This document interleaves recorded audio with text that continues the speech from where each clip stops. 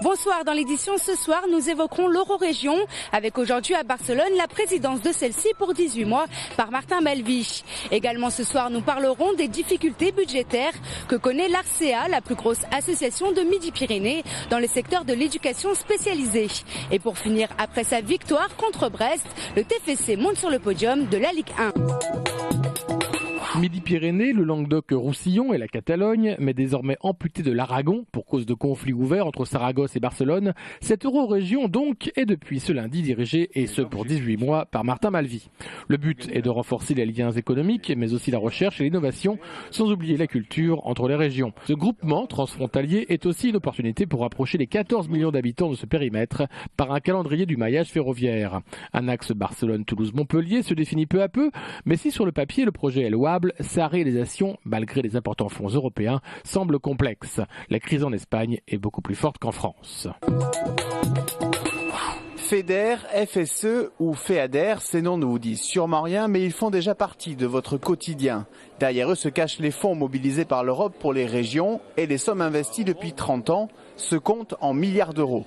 Un exemple avec ce que représente pour Midi-Pyrénées la dernière tranche d'investissement européen sur 2007 à 2013. Dans les 5 dernières années, les crédits européens se sont élevés à peu près à 1,5 milliard sur la région Midi-Pyrénées, à la fois pour le développement économique, le soutien des entreprises, l'innovation, la recherche, à la fois pour le soutien dans le développement rural, le pastoralisme, les maisons de santé pluridisciplinaires, à la fois dans la formation professionnelle, l'insertion sociale.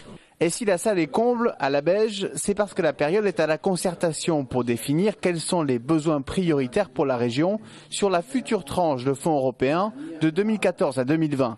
En 2013, la Commission européenne et le gouvernement plancheront sur les résultats de ces concertations pour définir le montant des fonds européens alloués à Midi-Pyrénées. Mais l'économie régionale se portant ici mieux qu'ailleurs, les aides européennes risquent fort d'être moins importantes. L'Europe a pour l'instant décidé, mais je ne crois pas qu'elle revienne sur son choix, a décidé de classer les régions en 2 catégories. D'une part, entre celles qui ont un produit intérieur brut par habitant supérieur à la moyenne européenne, et d'autre part, celles qui ont un produit intérieur brut par habitant inférieur à la moyenne européenne. Or, Midi-Pyrénées, grâce au développement de Toulouse, de métropole, de la Haute-Garonne, a un produit intérieur brut par habitant supérieur à la moyenne européenne. Conséquence, l'excellente santé d'un seul département fausse le bilan de toute une région qui recevra moins d'aides européennes sur 2014-2020. Sachez enfin que la période de concertation est ouverte à tous jusqu'au 12 novembre. Pour essayer de bénéficier des futurs fonds européens, une adresse www.europe-en-midi-pyrénées.eu, puis concertation. Les salariés de l'ARCEA, Association régionale pour la sauvegarde de l'enfant, de l'adolescent et de l'adulte, qui a pour mission d'accueillir toute personne ayant des troubles du comportement et psychologique, était en grève vendredi dernier à l'appel de l'intersyndicale pour dénoncer de multiples dysfonctionnements depuis sa restructuration en pôle et une absence de concertation totale avec la direction. Aujourd'hui, on n'arrive pas à travailler correctement, sereinement. En tous les cas, nous ne sommes plus dans une logique suffisamment cohérente entre nos pratiques, nos besoins en tant que professionnels et ce qui nous est imposé par la direction générale. Que veulent les politiques sociales? Quelle place veulent-ils accorder à la souffrance, au handicap dans notre société? En Midi-Pyrénées, l'ARCEA, c'est 24 structures, 1700 salariés qui demandent un positionnement clair et écrit sur la convention collective 66 relative aux institutions des secteurs médico-social modifiée par la loi 2002. Le budget, c'est le budget de l'État, c'est le budget du Conseil général pour certains établissements. Ce sont des fonds publics. Nous ne fonctionnons qu'avec des fonds publics.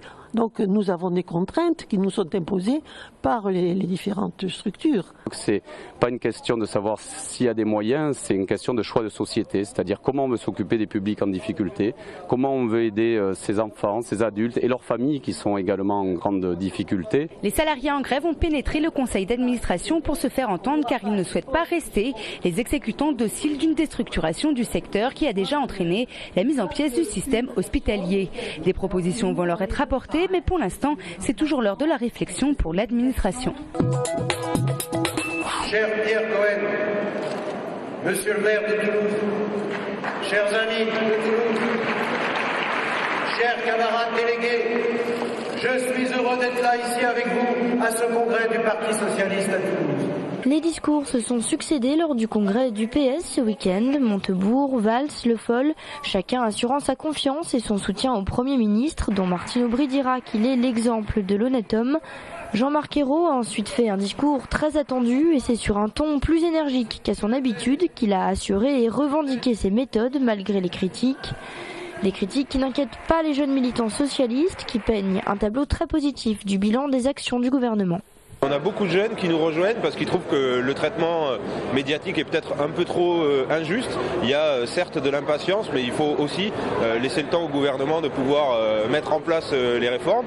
Et puis depuis qu'ils sont arrivés, on a déjà eu une augmentation de 25% de l'allocation de rentrée scolaire, les emplois d'avenir qui vont arriver, le contrat de génération qui est en train d'être débattu. Donc ça, c'est des choses qui vont changer la vie au quotidien des jeunes. Donc ils ne sont pas du tout désespérés, au contraire, ils sont pleins d'espoir et pleins d'envie. Concernant la compétitivité, thème très attendu, le Premier ministre n'a fait que rappeler que le dossier restait ouvert. Il a par ailleurs réaffirmé son soutien au non-cumul des mandats, mais pas un mot sur le droit de vote aux étrangers. Il a enfin rappelé à de nombreuses reprises que tout ne pouvait pas changer en 100 jours. Pas sûr que le message soit bien passé, place Esquirol, où il soufflait au même moment un vent de mécontentement. Presque toute la gauche, syndicale, associative et politique était en effet réunie en marge du Congrès pour rappeler au PS un certain nombre d'engagements de campagne. Nous avons largement participé à la défaite de Nicolas Sarkozy.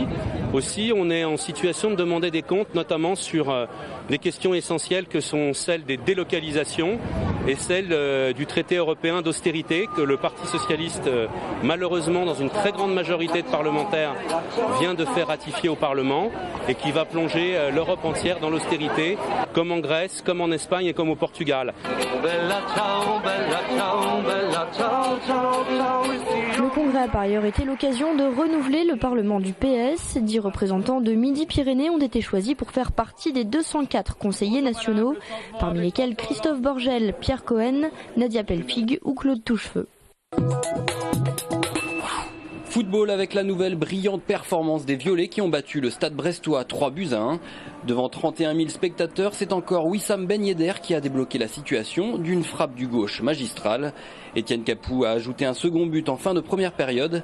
Après la réduction du score brestois, c'est Régatin qui a conclu la marque d'un superbe piqué.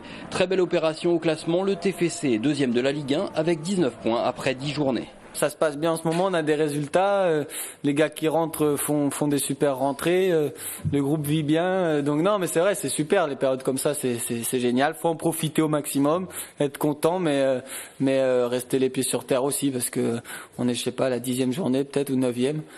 Donc voilà, même pas au tiers du championnat, donc voilà, tranquille, être super content de ce qu'on fait en ce moment. Prochain match dès demain soir à Lille en 8e de finale de la Coupe de la Ligue. Rugby, moins de réussite pour les Rouges et Noirs, défait au Stade de France par le Stade français 28-24. Malgré une performance de qualité et le retour du retraité William Servat, les hommes de Guinoves ont subi en fin de match, encaissant 2 essais, dont un entaché d'un hors-jeu. Toulouse ramène le point de bonus défensif de la capitale. Au classement, c'est Toulon et Clermont qui sont en tête du top 14.